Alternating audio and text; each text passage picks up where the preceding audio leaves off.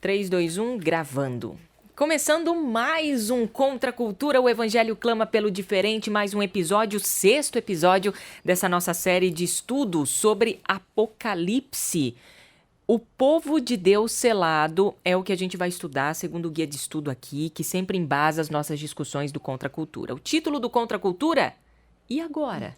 Quem poderá nos defender? Né? Dando continuidade aqui ao estudo de semana passada, né? A gente estudou aqui o capítulo 6 de Apocalipse e ele termina o capítulo com uma pergunta aqui. Uma séria e importante pergunta. Né? Pois chegou o grande dia de sua ira, e quem poderá sobreviver a este dia? Né? É o que a gente vai estudar hoje. Tudo bem, Isaac Rezende? Seja mais uma vez bem-vindo.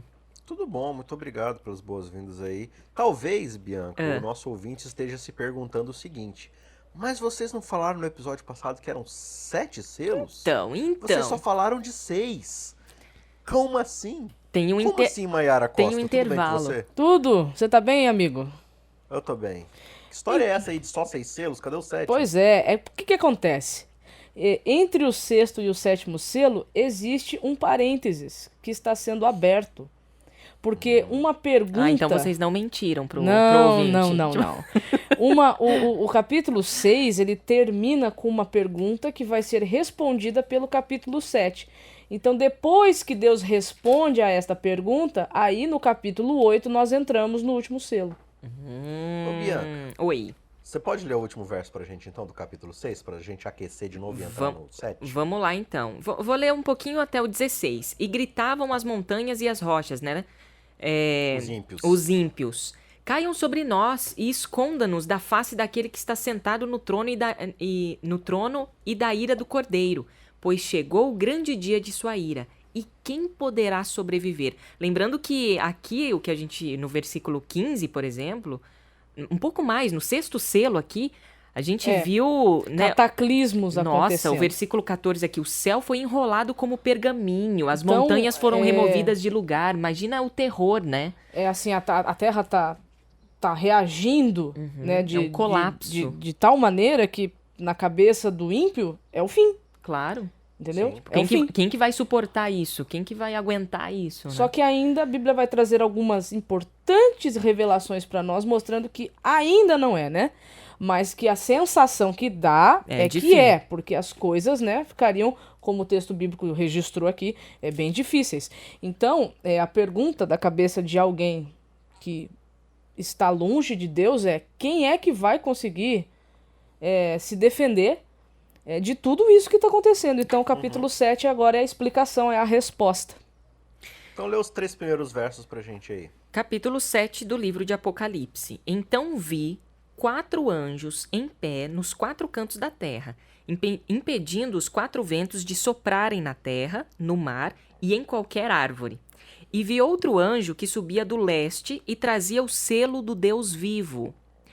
Ele gritou aos 4 anjos que haviam recebido poder para danificar a terra e o mar: esperem, não façam mal à terra, nem ao mar, nem às árvores, até que tenhamos colocado o selo de Deus na testa de seus servos. E ouvi o número dos que foram marcados com o selo de Deus. Eram 144 mil de todas as tribos de Israel. Eis aí a questão que a gente já inclusive discutiu em outros episódios, até quando a gente falou sobre o Espírito Santo. Sim. O selo de Deus. O selo de Deus. O que é o selo de Deus? Aquele númerozinho que causa tanta discórdia por aí, né? Os 144 mil. E aí, o que a gente pode trazer desses versos que a gente leu agora? Algumas questões antes da gente entrar, então, propriamente no tema mais central aqui. A ideia aqui dos 4 anjos, basicamente, nos 4 cantos da Terra, né? A gente tem os 4 pontos cardeais. Ou seja, norte, sul, leste, oeste, né? A ideia de toda a totalidade da Terra. E a linguagem de vento aqui é de destruição, né? O vento que causa destruição em tudo. Sim, ali. No Antigo Testamento aparece, né? Ventos como representando a ação do mal, né? Destruição mesmo. Sim. Então o que a gente vê no 6º selo, né? A destruição da terra e muitos eventos cataclísmicos. Mas aí um anjo vem correndo e diz assim: calma, segura as pontas, os outros anjos, os ventos da destruição, porque ainda não é para destruir toda a terra. Segura aí, por mais que tudo esteja assim, terrível, mas não é o fim ainda, porque os filhos de Deus, aqueles que foram comprados com seu sangue, ainda precisam ser selados. Ou seja, de novo a ideia aqui de selo. O que é selo? Selo é a garantia da posse, certo? Então é a identificação de que aquilo pertence a alguém. Então até que todos os filhos de Deus comprados estejam identificados como sendo propriedade divina, não é para trazer juízo sobre toda a terra. A ideia aqui de destruir terra, mar, céus, né, tudo, é mais do que simplesmente destruir a natureza. É destruir basicamente tudo que existe na terra, os ímpios, né? Então, o grande chamado do anjo aqui, nesse intervalo do selo, não quebre o 7º selo ainda, não traga destruição, é para segurar, porque ainda vamos selar todos aqui. Muito bem, tá certo. Lembrando que é sempre legal a gente recapitular os capítulos anteriores, né? Então, durante a semana, vai lá no capítulo 5 de novo, 6, e aí começa o 7 para você não perder o fio da meada, né? A gente vê aqui no 5º verso do capítulo 7 de Apocalipse, que diz... Não, no 5, né? E a gente leu o versículo 4 do capítulo 7, agora a gente vai pro... Aqui... a gente não respondeu a pergunta, né? A gente só deu a introdução. Então responda, Isaac Rezende, a nossa pergunta. Aí vai lá Mayara Costa, então, que não falou ainda. Qual pergunta que você quer que eu responda? Não, a grande questão, então, agora é o selamento, né? Sim. A gente já explicou aqui o anjo que está segurando a destruição. Sim. Então... é para selar todo mundo que pertence a Deus, que foi comprado, né? Sim. Então, como a Bianca falou, a gente já discutiu bastante sobre essa questão do selo. Vamos ler Efésios, então? Acho que é importante a gente ler Efésios capítulo 1, a partir do verso 12. Lê pra gente aí, então. Ele vai explicar para nós quem é o penhor, quem é o selo, né? Que, digamos assim, selador e selo. Nos autentica, né? Essa é a palavra, Isaac? Sim. Porque eu com as palavras ultimamente nos agarante. Nos agarante. Então, olha só, aqui em Efésios capítulo 1, a partir do verso 12, o texto diz assim: a fim de sermos para louvor da sua glória, nós, os que de antemão esperamos em Cristo, em quem também vós, depois que ouvistes a palavra da verdade, o evangelho da vossa salvação, tende nele também crido. Fostes selados com o Santo Espírito da promessa, o qual é o penhor da nossa herança, até ao resgate da sua propriedade, em louvor da sua glória. A palavra penhor aqui... Olha as expressões aí, né? Propriedade dele e tal. Assim. Por meio de quem? Do Espírito Santo. Porque quem é que nos convence e nos converte ao Evangelho? O Espírito Santo. A palavra penhor aqui, ela vem, é uma palavra grega, né? Que ela significa um termo legal de entrada, de posse. É como se fosse um primeiro pagamento. Então, quem nos garante? Quem é o nosso penhor? Não somos nós mesmos. O que nos identifica diante de todos os ímpios? Não somos nós mesmos. Qual que é a grande diferença? É a presença do Espírito. Sim. Se você for falar assim, não, são boas obras, caridade... Não, tudo amor bem. Pelo próximo. Mas quem me leva a fazer tudo isso? Não sou eu mesmo. Mas veja, se você for analisar só ações exteriores, sim, você vai ter muito ateu, muito ímpio que também é bom. É bondoso, aparentemente bondoso, né? Excluindo aí a natureza pecaminosa e a intenção original do nosso coração, você vai ter muita gente caridosa, muita gente que até ajuda os outros, né? A gente fala assim, não, o importante é fazer o bem pro próximo. Tá, mas isso aí muita gente faz. A questão aqui é o Espírito Santo no coração convertido da pessoa que identifica isso. Agora também tem uma outra questão, eu acho que vale você ler o capítulo 4, verso 30 de Efésios. Ah, sim, que ele diz para nós não entristecermos, né? E não entristeçais o Espírito Santo da promessa com o qual fostes selados, né? Para a redenção. Para a redenção. Então, exatamente. De novo, a palavra redimir aí, né? Vocês foram selados para serem recomprados. Ou seja, Deus vai lá e Jesus vai lá e coloca o selo e fala assim, esse aqui eu vou redimir, esse aqui eu vou redimir, esse aqui eu vou redimir. E esse selo é o Espírito Santo. E o que é essa ideia de entristecer o Espírito Santo? Você já não tem a ver mais com você do que com ele, né? Então, quando a gente lê dentro do contexto ali o que é o entristecimento do Espírito, não faz o menor sentido eu que estou sendo regenerado pela graça, né? E tendo a presença dele na minha vida, mas eu continuo maltratando os outros. Você vê que a maneira como eu me relaciono com o próximo, é o que Paulo vai descrever ali na sequência, em Efésios capítulo 4, é o que vai demonstrar se eu estou selado realmente com o Espírito Santo ou não. Nas últimas consequências, né? Exatamente. E principalmente, né, se eu estou colocando outros ídolos na frente de Deus, ou seja, se eu estou colocando prioridades últimas que colocam Deus em segunda categoria, em segunda instância, né? Tipo assim, depois que eu resolvo tudo, aí que eu vou buscar Deus, aí que eu vou resolver as coisas de Deus. Então, a gente trabalha no Novo Testamento e no Antigo Testamento também essa ideia do selamento do Espírito Santo. O Espírito Santo ele vai sendo colocado naqueles que vão sendo comprados por Cristo. Sim. Agora, sim, alguns adventistas que estão escutando a gente talvez estejam falando assim, tá, mas e a questão do sábado? Onde o sábado entra nessa história toda?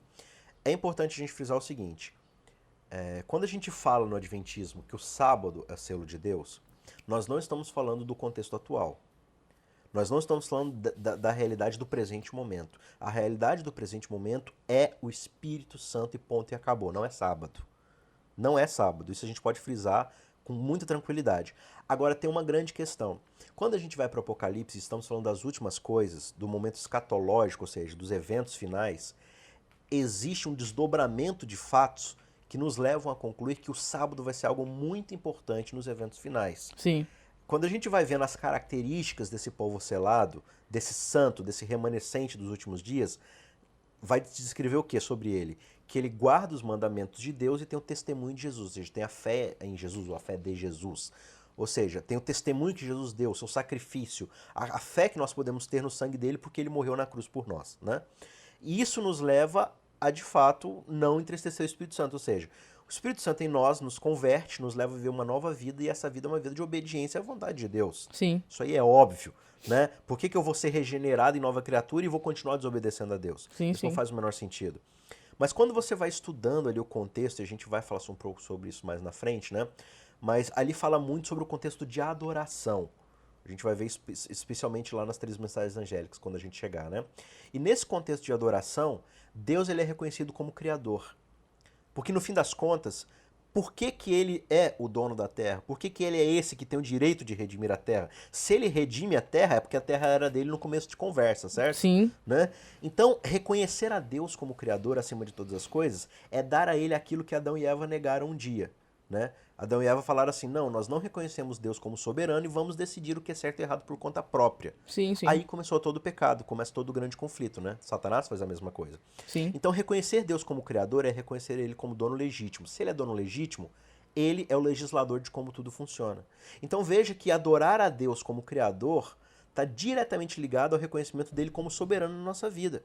E qual é o único mandamento ou o mandamento mais específico que coloca Deus como autoridade na criação e inclusive fala sobre redenção? Aí você né? não precisa nem ir pro decálogo, se não quiser. O próprio Gênesis já mostra, é o sábado. Sim, sim. Agora, é muito legal, porque os 2 mandamentos do sábado, tanto de Êxodo quanto de Deuteronômio, eles estão literalmente ligados à questão da liberdade e da redenção. Isso Lá mesmo. em Êxodo diz o seguinte, vocês vão guardar o sábado por quê? Porque vocês foram libertados do Egito. Vocês eram escravos lá no Egito e vocês foram libertados. Por isso vocês vão celebrar essa liberdade que vocês têm em Deus. E lá em Deuteronômio ele fala justamente isso, né? Essa ideia de que vocês foram redimidos, resgatados. Então o sábado ele passa a ter essa conotação de que aqueles que recebem Deus, recebem o selo do Espírito Santo, eles também vão ser selados com a ideia de uma obediência, de uma adoração legítima a Deus, reconhecendo as características de Deus como Criador e soberano. Sim. Então veja, a gente precisa frisar uma coisa. Não é simplesmente o fato de que você vai à igreja todo sábado. Não. Não é isso que significa ter o está selo do muito mais sábado. além disso. O selo do sábado, ele abrange a ideia de que Deus é soberano na sua vida como criador, seu, de todas as coisas. Então tem muita gente que, por exemplo, hoje, né, vai na igreja, guarda o sábado ali, assiste o culto, volta para casa, mas durante a semana, o seu trabalho e a forma como ele lida com o dinheiro que ele recebe do fruto do seu trabalho, dá a ele a impressão de que ele é dono de todas as coisas que ele recebe. Sim. Então ele vive para trabalhar para si mesmo, para angariar fundos, para viver para si mesmo, mas ele vai no sábado e presta culto. Isso não é guardar o sábado. Não. Guardar o sábado é você entender que tudo que vem às suas mãos é fruto daquilo que Deus já te deu. E Deus continua sendo soberano na sua vida. Então assim, ó, você vai trabalhar 6 dias, só que você vai lembrar que você só está trabalhando nesses 6 dias porque Deus te criou para começo de conversa. Sim. Então você tira um dia para poder celebrar a ideia de que tudo que vem à sua mão é fruto da graça de Deus para começo de conversa. Exatamente. Né? Então o mandamento ele é a celebração da graça, o 4º mandamento. Sim. Porque ele diz assim, olha, não é sobre você no fim das contas, é sobre a obra que Deus já realizou né? Então você só obedece os 10 mandamentos porque ele já te redimiu na cruz. Você só trabalha, você só realiza obras e boas obras porque você já foi salvo pela graça. Então o sábado dá esse lembrete pra gente. Isso. Então é muito importante a gente entender o contexto e a localização de onde e quando isso vai acontecer, que é no fim dos tempos, na ideia de que Satanás vai apresentar uma diferença. Então, em cima disso que o Isaac explicou aqui para nós em relação ao sábado, a profecia mostra para nós que Satanás ele vai levantar um monumento, né, de falsa adoração. Ele vai levantar algo que seja contrário a isso, porque ele está sempre tentando contrariar Deus, a palavra, ele está sempre tentando contrafazer. Então haverá uma contrafação, né? Então, nós percebemos que isso vai aparecer em algum momento da história, o Apocalipse vai mostrar isso, mais pra frente no capítulo 13. Então o sábado ele vai ter esse papel mais pro final dos tempos. Ele vai entrar na questão de grande controvérsia mais pro final dos tempos, aonde realmente a fidelidade a Deus ela realmente será testada e aprovada, né? Até porque a ideia da... Veja, a gente não tá falando que o cara que adora Deus e vai na igreja no domingo, ele tá condenado. Não, não é essa a ideia. Não é isso. A ideia aqui é do ser humano tentando colocar diante de Deus as suas próprias obras. A sua vontade novo, em lugar da vontade de Deus. É o ser humano tentando definir por conta própria o que é certo e errado, Exato. sendo que Deus já definiu a sua vontade. Exato. Né? Então, o grande tema de Apocalipse, no contexto de adoração, é aqueles que tentam adorar a si mesmos através das suas próprias obras e aqueles que adoram a Deus mediante a confiança na justificação pela fé no Filho de Deus. Isso. Muito bem, a gente tem 10 minutinhos aqui, a gente já deu essa explicação do selo de Deus, né? Dava uma série só sobre isso. Sim. E aí também temos aqui a questão dos 144 mil, que eu ia dar só continuidade na leitura aqui dos restantes dos versículos para saber de onde que veio... Do 5 a 8 você não precisa ler, não. Não, nem ler, tranquilo. A gente só de onde veio esse número, né? 144, né? Que tem a ver com as tribos de Israel, são 12. É a multiplicação. Exatamente. Né, do número 12 aqui, né? 12 vezes 12 vezes 12 vezes 1000. Isso. Você tem 144 mil. Lembrando que o 1000 dentro da profecia ele representa grande quantidade de alguma coisa. Aí alguém e mais do que isso até, né? Sim. No contexto específico aqui das 12 tribos, você percebe que lá em Números, né? Sempre que Israel ia para a guerra, eram selecionados unidades de 1000, 12 unidades de 1000 de cada tribo. Sim. Né? Então 1000 era uma unidade militar de Israel. Isso. Eram grupos de 1000. Excelente você lembrar isso. Porque, desculpe te interromper, amigo, mas claro, você tá mencionando isso, é extremamente importante, por quê? Porque você vai encontrar no Apocalipse os 144 mil sendo falados, mencionados, 2 vezes. A primeira vez que nós temos menção deles é aqui no capítulo 7, e é realmente isso que o Isaac está falando, é um contexto militar mesmo. É o povo de Deus como povo militante, né? Você percebe isso pelo contexto do capítulo 7, conforme você vai lendo. Só que quando você reencontra os 144 mil de novo, que é lá no 14, o contexto do 14 já não é mais um contexto de militância, né? Não no sentido negativo da palavra, Sim. né? Mas você já encontra os 144 mil num contexto de triunfo. Porque no capítulo 14, eles já estão em pé no Monte Sião, diante do Cordeiro. Que legal. Né? Então aqui, só esclarecendo um ponto, né? Tem gente que fica discutindo a literalidade ou não do número. Não, vai ser 144 mil literalmente falando. Não é 144 mil. Eu acho que o próprio texto ele explica.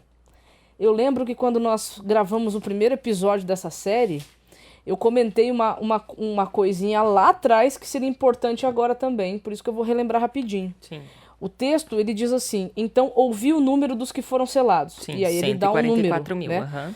Só que aí o verso 9, ele diz assim, depois destas coisas que eu ouvi, eu vi. Uma imensa multidão. Exatamente, que ninguém podia enumerar de toda a tribo, língua, povo e nação. Tem gente que acredita que são 2 grupos diferentes e tem gente que acredita que é um grupo, que é o mesmo grupo. Pela dinâmica de João, dele, aquilo que ele ouve a princípio, depois ele vê, que é a mesma coisa, eu particularmente não acredito que sejam 2 grupos, não. aquilo que ele ouviu, depois, um pouquinho mais para frente, ele viu, e ele viu que era uma grande multidão. Então, os 144 mil aqui, ele é uma representatividade do povo de Deus. É que tem gente, por exemplo, inclusive nessa temporada nossa, o Isaac até falou, né? A gente leu o capítulo 7, eu não me lembro. João ouve, quando a gente fala que ele viu um leão, ele ouve um leão, aí quando ele vê é um cordeiro. É um cordeiro, é o 5. É o 5, exatamente. Lá no capítulo 1, ele ouve uma voz e quando ele vê a voz, ele vê... Os anciãos falam, olha, o leão da tribo de Judá venceu para trazer a vitória. Por isso que tem gente que acha que é o mesmo grupo, né? Então 144 mil, na verdade, não é um número literal, mas é uma grande multidão. Ele representa o povo de Deus. Até porque é interessante essa tendência de interpretar como sendo os dois grupos a mesma coisa, porque veja, se você tem 12 mil unidades ali, várias unidades de 1000, você vai contando ali, você chega a 144 mil, porque você está tudo dividido em grupos de 1000, digamos assim, né? 1000 aqui, 1000 ali, ou 12 mil ali, 12 mil ali, 12 mil ali, você soma os 12 grupos, você sabe que tem 144 mil.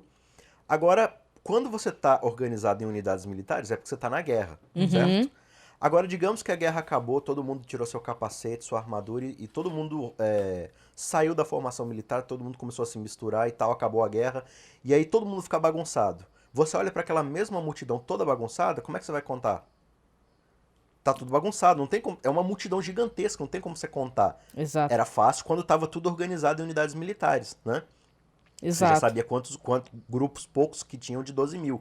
Já aqui tá tudo bagunçado, ou seja, a grande ideia aqui de que a guerra acabou, e esse grupo que estava em guerra, estava em unidades militares, agora bagunçou, porque tá todo mundo celebrando, tá todo mundo junto ali, se abraçando e tal, e eles vão, né, usar suas vestiduras brancas, suas paus na mão e chamar e celebrar a vitória de Deus, né? Que a gente vê aqui no verso 10. Então, esse número aqui como representando o povo de Deus, ele vai mostrar o seguinte: o povo de Deus até chegar a Canaã Celestial, até chegar ao reino de glória, ele vai passar por tribulações.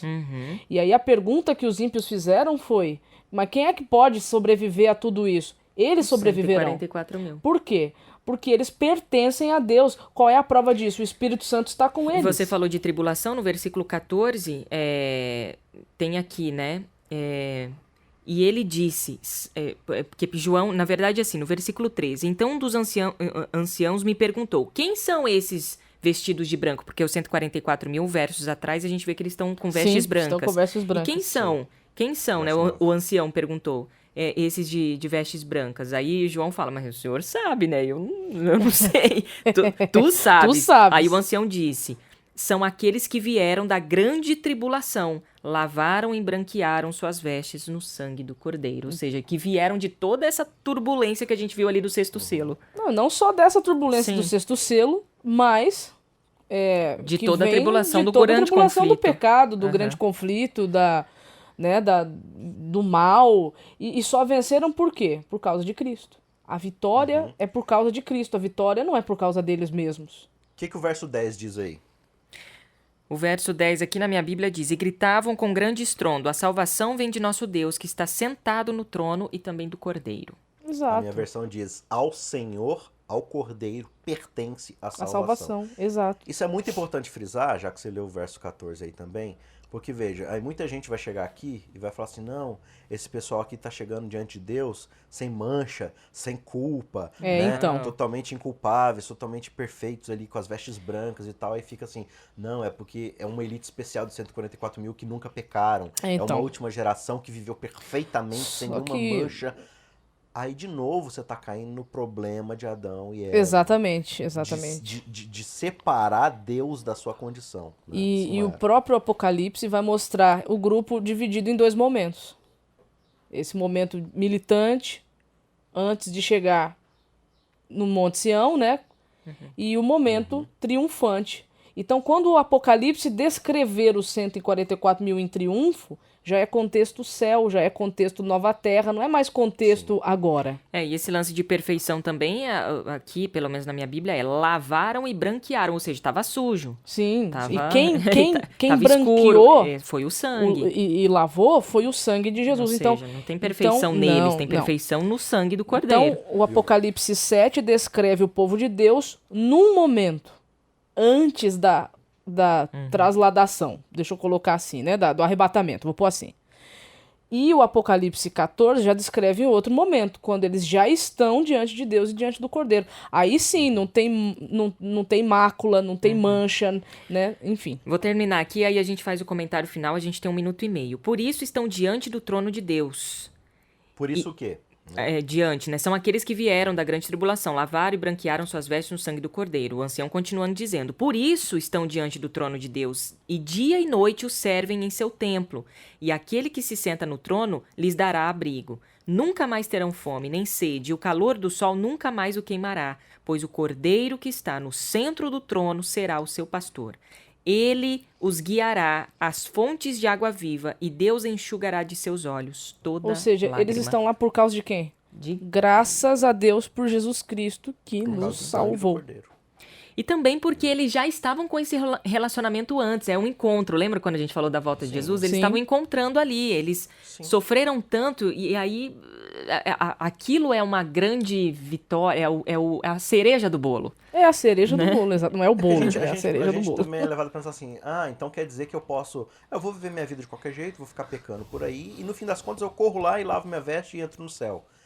Não. Não é isso que o texto está dizendo.